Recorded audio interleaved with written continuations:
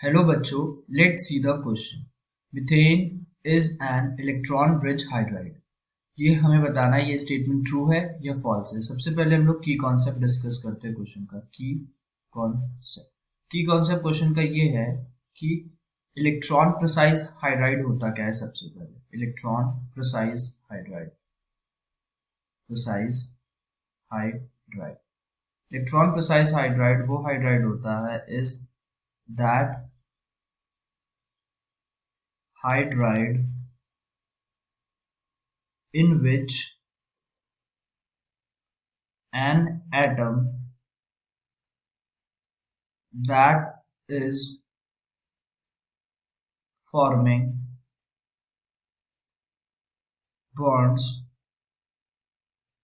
with hydrogen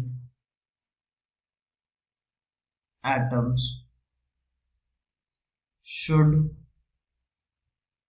have exact number of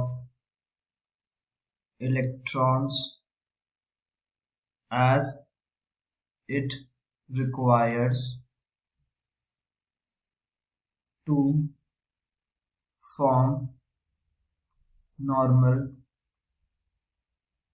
covalent bond।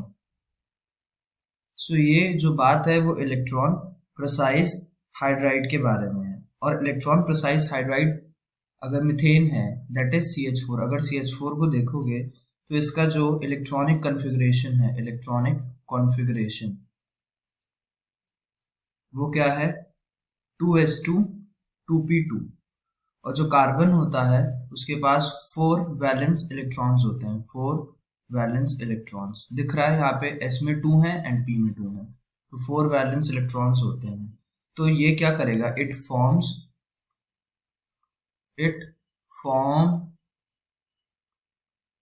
4 bonds with 4 hydrogen atoms। किस तरीके से, ये कार्बन है, एक बॉन्ड ये फॉर्म हो रहा है हाइड्रोजन से, एक ऐसे होगा, एक ऐसे फॉर्म हो रहा है एंड एक ऐसे फॉर्म हो रहा है। तो यहाँ पर कोवेलेंट बॉन्ड फॉर्म हो रहा है म्यूचुअल शेयरिंग से, सेम यहाँ पर म्यूचुअल शेयरिंग से कोवेलेंट बॉन्ड फॉर्म हो रहा है एंड सेम यहाँ पर म्यूचुअल शेयरिंग से कोवेलेंट बॉन्ड फॉर्म हो रहा है, सेम यहाँ से। तो जो मीथेन है वो इलेक्ट्रॉन प्रिसाइज हाइड्राइड है। This is electron precise hydride.